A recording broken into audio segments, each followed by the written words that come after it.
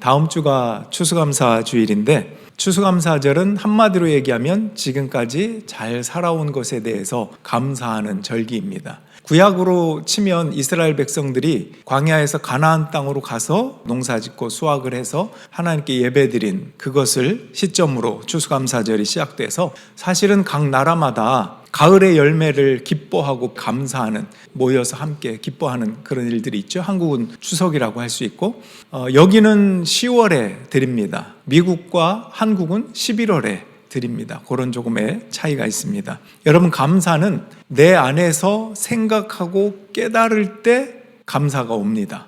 아무 생각 없이 감사가 오지 않고요, 당연하게 여겼던 것을 그렇지 않은 거구나 하고 깨달을 때 우리는 감사가 온다는 것이죠. 예를 들면 부모님의 사랑, 부모님의 진심, 이런 것들은 우리가 생각하거나 깨닫지 않으면 그냥 언제나 당연한 거지, 이렇게 생각을 합니다. 그래서 부모님의 은혜, 하나님의 은혜, 누구의 사랑, 이런 것들은 깨닫고 생각해야 감사할 수 있다는 것입니다. 우리가 과학에서 보면 지구와 태양의 거리가 아주 적당한 거리라서 우리들이 생명을 가지고 살 수 있고, 하늘의 별들이라든지 아주 이 자연 법칙이나 모든 우주의 것들이, 더 나아가면 저나 여러분이 숨을 쉬고 이 땅에 태어나 살고 있다는 것 자체가 기적입니까? 아닙니까? 기적이에요. 하나님께 예배 드릴 수 있다는 것도 기적입니다. 오늘 본문에 보면 여러분은 택함을 받은 족속이다, 왕같은 제사장이다, 거룩한 민족, 하나님의 소유가 된 백성이다. 너무 좋지 않습니까? 여러분이 그렇대요. 근데 내 마음이 어떠냐에 따라서 어떤 땐 저 말씀이 굉장히 은혜가 돼. 맞아, 너무 감사해. 근데 내 마음에 하나님께 대한 감사를 깨닫지 못하고 내 삶에 그냥 지쳐 있어. 그러면 그런가? 별로 생각이 안 들어요. 하나님의 은혜가 얼마나 강력한가, 이것도 중요하지만 내 마음의 상태가 어떠한가도 굉장히 중요한 부분입니다. 이렇게 성경에 보면 너희는 하나님의 자녀다, 너희를 위해 십자가에 못 박혔다, 영생과 모든 것들이 준비되어 있다라고 다 쓰여 있어요. 그런데도 왜 우리는 우리 삶을 살 때 그렇게 힘들까? 왜 삶에 이렇게 힘들까 싶을 때가 있어요. 힘들어요? 안 힘들어요? 네, 힘든 시간을 지나는 분들도 있을 것이고요. 추수감사절이라고 해서 무조건 감사해라, 이거보다 감사를 깨닫는 것부터 해보면 어떨까, 이런 마음이 좀 듭니다. 본문 말씀을 잘 눈으로 한번 다시 보시고 이 말씀 바로 앞에 어떤 구절이 있을까 한번 상상해 보세요. 이 축복의 말씀이 있는데 이 앞에는 뭐가 있을까? 베드로전서 2장 7절로 8절에 이런 구절이 있어요. 이 돌은 믿는 사람들인 여러분에게는 귀한 것이지만 믿지 않는 사람들에게는 집 짓는 자들이 버렸으나 모퉁이의 머릿돌이 된 돌이요, 또한 걸리는 돌과 넘어지게 하는 바위입니다. 그들이 걸려서 넘어지는 것은 말씀을 순종하지 않기 때문이며 또한 그렇게 되도록 정해 놓으셨기 때문입니다. 어찌 보면 좀 무섭지 않습니까? 그냥 걸려 넘어지는 게 순종하지 않았기 때문이다, 이 정도면 괜찮을 텐데 그렇게 되도록 정해놓았기 때문이래요. 근데 이게 조금 오해가 있을 수 있어요. 잘 따라오시면 좋겠는데, 먼저 사진을 보여드릴게요. 여기 보면 돌, 모퉁이 돌, 이런 얘기가 나와서 이런 겁니다. 당시 집을 지을 때 모퉁이 돌이라고 해서 가장 튼튼하고 큰 돌, 중심이 될 만한 기초석을 이렇게 딱 세워놓습니다. 여기 보면 정방형의 큰 돌이 보이죠? 그래서 왼쪽, 오른쪽, 위쪽으로 다른 돌들을 연결할 수 있도록 만드는 기초석이 모퉁이 돌이에요. 이런 것처럼 예수 그리스도를 기초석으로 해서 지어지는 집, 이게 교회고 하나님의 자녀, 거룩한 나라, 이런 모습이다라고 하는 것을 그림으로 보여드린 것입니다. 건축자의 버린 돌이 모퉁이 돌이 되었다, 이 시편 118편에 나오듯이 신약 성경도 그 말씀을 인용해서 예수님이 바로 모퉁이 돌이다, 이런 증거를 합니다. 믿음으로 나오는 자들에게는 구원이지만 그렇지 않은 자에게는 심판이다. 이 말이 예수님이라고 하는 존재 자체가 구원과 심판이 필연적으로 그분의 존재로 인해서 드러나게 됩니다. 그분을 향하는 자에게는 구원이고 그렇지 않은 자의 결말은 심판이다. 이 뜻이 바로 정해져 있다라는 거예요. 걸려 넘어지도록 미리 정해놓았다는 뜻이 아니라 순종하지 않는 자들이 걸려 넘어지게 되어 있고 그들의 결국은 심판이다. 심판이 정해져 있다, 이런 뜻입니다. 예를 들면 그래요. 여기 빛이 있는데 제가 빛을 바라보면 제 그림자가 보이지 않습니다. 그냥 빛을 보고 가는 거예요. 근데 빛을 등지고 하나님을 내가 등졌어. 나는 세상적으로 내 힘을 붙잡고 갈 거야. 그럼 뭐가 보이죠? 내 그림자가 보여요. 그러니까 빛이 있으면 그림자라고 하는 것은 필연적으로 나타납니다. 그래서 예수님이라고 하는 분이 계시면 그분을 바라보면 구원과 은혜이지만 그분을 등지고 보기 싫어, 너무 화내, 그러면 나는 어둠 속에 내 그림자에 갇혀서 살 수밖에 없는 이치와 비슷합니다. 물론 이것이 완전한 예화가 되지는 않아요. 설명하자면 그렇다는 것입니다. 여러분, 긍정의 힘이라는 책 여러분들이 읽어보신 분이 계실 거예요. 조엘 오스틴이라고 하는 사람이 쓴 책인데 거기에 보면 이런 예화가 있습니다. 아시는 분이 있을 거예요. 큰 배 한 척이 칠흑과 같이 어두운 캄캄한 밤에 항해를 합니다. 전투함이었어요. 앞에 강한 불빛이 보였어요. 이 선장이 급하게 암호문을 보냅니다. 너의 배를 동쪽으로 10도 틀어라, 이렇게. 그쪽에서 답신이 오는데 그대들이 서쪽으로 10도 트시오. 이 함장이 화가 나는 거예요. 자기는 함장이라고 이렇게 얘기하니까 저는 이등병이지만 틀 수 없습니다. 그대가 트시오. 그러니까 화가 머리 끝까지 났어요. 그래서 안 되겠다, 밝혀야 되겠군. 이 배는 전투함이야, 말을 들어. 최후 통첩을. 그랬더니 그쪽에서 저도 최후 통첩을 보냅니다. 그대가 트시오. 여기는 등대입니다. 결국 누가 틀었을까요? 함장이 틀었어요. 전투함이 틀 수밖에 없는 거예요. 여러분, 이것과 비슷하다는 거예요. 기준이 되시는 예수님 앞에서 내가 바뀌어야 되는 거예요. 내가 변해야 되는 거예요. 그런데 자꾸 그분을 바꾸려고 하고 그분을 이용해서 내가 뭔가 이루려고 해요. 이런 모습을 우리가 돌아봐야 된다는 것입니다. 여러분, 하나님께서는 강제로 하지 않아요. 얼마나 그 사랑이, 그 빛이 뜨겁고 따스한지 우리의 마음을 열게 하셔요. 내가 죄인이구나 하는 것을 인정하게 하시고 내가 변화될 수 있도록 하시는 그런 좋은 분입니다. 우리의 자아와 우리의 교만은 예수님이라고 하는 모퉁이 돌, 거기에서 항상 넘어져요. 넘어지는 게 그럴 땐 은혜예요. 모퉁이 돌, 그 단단한 돌을 내가 걷어차면 움직일 거라고 치워버릴 수 있을 거라고 생각했는데 걷어찰 때마다 내가 깨지네? 내가 걸려 넘어져. 그게 사실은 은혜라는 것입니다. 바리새인들은 걸려 넘어졌지만 변화하지 않았습니다. 그게 문제인 거예요. 예수님의 가르침이 그들에게는 걸림돌이었습니다. 율법이라고 하는 것이 하나님이 사랑해서 인간에게 주신 건데 그 율법으로 사람을 섬기고 사랑하는 데 쓰는 게 아니라 그게 율법의 정신이잖아요. 근데 율법의 정신은 마다하고 율법 하나를 붙잡고 그거 가지고 너 지켰어 안 지켰어 남을 정죄하고 미워하고 판단하고 율법을 주신 하나님의 사랑과 전혀 반대되는 길로 가는 것을 보면서 예수님께서 그들을 꾸짖었잖아요. 바리새인들은 그게 아니었어요. 내가 잘났다는 것을 드러내는 것으로 율법을 사용했어요. 상대방을 무시했습니다. 존중하지 않았습니다. 정죄했습니다. 용서하지도 않고 자기가 의롭다고 하는 것으로 율법을 썼습니다. 바리새인만 그렇다고 생각하면 착각이잖아요. 내 안에 그 바리새인이 있잖아요. 하나님 뭐라고 하십니까? 네 항로를 바꿔라. 네 항로를 바꿔라. 빨리 깨닫고 아멘. 내 그동안 살아왔던 내 시선을 들어 주님을 바라보겠습니다. 내가 바꾸겠습니다. 이렇게 할 수 있다는 건 큰 축복이고 이거야말로 이거보다 더 감사한 일은 없는 것입니다. 여전히 내 고집과 아집과 교만함대로 살아간다고 할 때는 도무지 감사는 찾을 수가 없어요. 늘 불평이죠. 왜? 내 마음대로 안 되는 거 투성이니까. 근데 하나님 앞에서 겸손하게 제 항로를 바꿀게요. 당신이 모퉁이 돌이지 내가 모퉁이 돌이 아니니까 당신께 맞추겠습니다.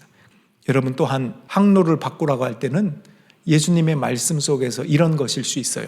너희 원한을 좀 버려라. 용서해라. 네가 심판하려고 판단하고 너 혼자 아파하고 괴로워하고 그러지 말고 그를 용서해라. 이런 메시지일 수도 있습니다. 내가 너 방향을 틀으라고 할 때는 엉뚱한 절망의 길로 가라고 하는 게 아니야. 더 좋은 길이니까 틀으라고 하는 거야. 하지만 우리는 내가 뭐 잘못했냐고 여전히 고집 부릴 때가 참 많더라라는 것이죠. 사도행전 4장, 마태복음 11장, 이 예수는 너희들 집 짓는 사람들에게는 버림받는 돌이지만 집 모퉁이의 머릿돌이 되신 분입니다. 누가? 예수님이. 또 예수님이 친히 마태복음 11장 6절에서 나에게 걸려 넘어지지 않는 사람은 복이 있다.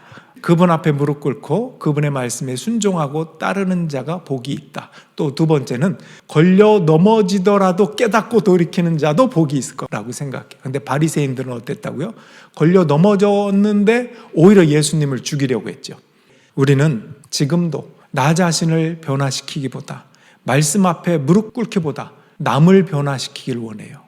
나보다 내 아내를, 내 자녀를, 내 친구를, 내 부모를 변화시키기를 원하지, 나를 돌아보거나 하나님 말씀에 비춰서 내가 바뀌기를 원하지 않습니다.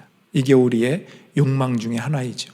근데 예수님은 우리 안에 들어오셔서 실제적인 우리의 삶을 변화시키고 감사의 열매를 맺게 하시는 선물입니다. 예수님은 2000년 전에 오셔서 성경에 갇혀있는 어떤 분이 아니라 지금 현실적으로 내 안에 들어오셔서 생동감 있게 살아 움직이고 나를 변화시킬 수 있는 선물, 그게 복음입니다. 이 생명의 돌은요, 리빙스톤이라고도 하고요, 리빙 호프라고도 합니다. 산돌 또는 산소망. 다니엘 2장 같은 데 보면 느부갓네살 왕이 꿈을 꿔요. 신상에 대한 꿈을 꾸는데 그 마지막 부분에 어떻게 되냐면 뜨인 돌이 와서 그 신상을 깨부숩니다. 이 세상적인 욕망과 세속적인 나라와 이 모든 것들을 깨부수는 게 뜨인 돌이에요. 그 돌이 신약의 해석으로 치면 예수 그리스도라는 거예요. 예수님은 우리를 살려요. 구원입니다. 그러나 그렇지 않은 자에게는 심판이다라고 하는 의미입니다. 아까 바리새인 생각하면서 로마서 9장 말씀을 한번 또 읽어보겠습니다. 로마서 9장 32절 33절. 그들은 믿음에 근거하여 의에 이르려고 한 것이 아니라 행위에 근거하여 의에 이르려고 했기 때문입니다. 그들은 걸림돌에 걸려 넘어진 것입니다. 그것은 성경에 기록한 바와 같습니다. 보아라, 내가 시온에 부딪히는 돌과 걸려 넘어지게 하는 바위를 둔다. 그러나 그를 믿는 사람은 부끄러움을 당하지 않을 것이다. 그러니까 믿음의 근거에서 의에 이르려고 하는 게 예수님이 가르쳐 주신 방법입니다. 바리새인뿐 아니라 오늘날 내 안에 있는 바리새인, 예수님을 거절하는 사람들은 행위의 근거에서 의에 이르려고 한다는 거예요. 의인은 없나니 하나도 없다. 어떤 행위나 율법을 통해서 어떤 형식을 통해서 하나님께 이를 수 있는 방법은 없다는 거예요. 근데 예수님이 이 땅에 오셔서 십자가와 부활이라고 하는 그분의 사역과 그분의 행위로 우리를 구원할 수, 인간의 행위로 구원할 수 없다는 거예요.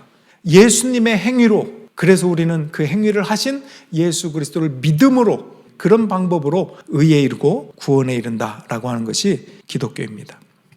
예수님을 거부하는 삶은 결국 불안과 혼란 속에서 살아갈 수밖에 없는, 그러니까 우리가 크리스찬이라고 해도 이 사실을 내 것으로 받아들이지 못하면 우리는 언제나 헤맬 거예요. 왜? 내가 왕이니까. 여전히 내 마음대로 안 된다는 것 때문에 힘들고 괴로운 거거든요. 불안한 거거든요. 그걸 내려놓고 예수님이 어떤 분이신가를 알고 그분의 말씀을 따르고 순종하기로 결심한다면 내가 나의 주인인 것보다 더 귀한 길로 나를 이끄실 것입니다. 이것을 경험한 자가 진짜 감사를 추수감사절에 드릴 수 있을 거다라는 것입니다. 자, 오늘 본문 말씀을 다시 한번 보겠습니다. 베드로전서 2장 9절이라고 그랬는데 여기 보면 택하심을 받은 족속이다, 그런 말이 나오죠. 하나님은 우리를 선택하셨어요. 내 의와 내 행위가 대단하고 자격이 돼서가 아니라 하나님이 우리를 사랑하셔서 택하셨기 때문에 우리는 택함을 받은 족속이다 라는 것입니다. 왜 우리가 감사할 수 있냐면 이게 선물이구나, 주어졌구나, 이걸 깨달아야 우리는 감사할 수 있는 거죠. 그런데 여러분, 내가 한 거야, 내 실력으로, 난 그런 자격이 있어서, 그건 보상이지 선물이라고 안 해요. 하나님이 택하셨구나라고 하는 이 사실을 한 주간 동안 이걸 한번 묵상해 보십시오. 두 번째는 왕 같은 제사장이다 그랬죠. 제사장은 하나님과 인간 사이를 중재하는 역할을 제사장이 했어요. 근데 오늘날 너희도 왕 같은 제사장이다, 영적 제사장이다, 이런 얘기 들어보셨죠?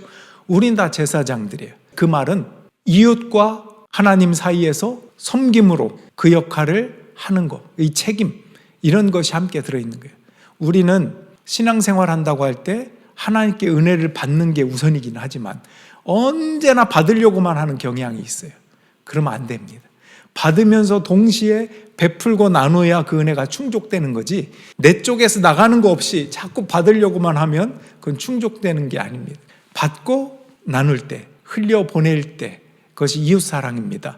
하나님 사랑과 이웃사랑이 이렇게 하나로 흘러넘치는 것이죠. 그래서 우리가 다음 주에 감사 5가지 감사 내용 요게 있어요. 제가 여러분에게 저한테 내라고는 안 할 거예요. 그러나 여러분들이 5가지 꼭 적어보고 다음 주에 올 때 가지고 오시기 바랍니다. 또 잊어버리신 분은 다음 주에 또 오셔서 쓰고요. 그래서 그런 감사의 내용을 가지고 추감사 예배를 드리면 좋겠다 싶습니다. 또 지난주에 말씀드린 것처럼 이 홈리스들이 있어요. 캐나다에. 그래서 다운타운에 살고 있는 그분들을 우리 교회에서 물심양면으로 많이 도왔는데 그 일들을 여전히 특별 헌금으로 드리려고 합니다.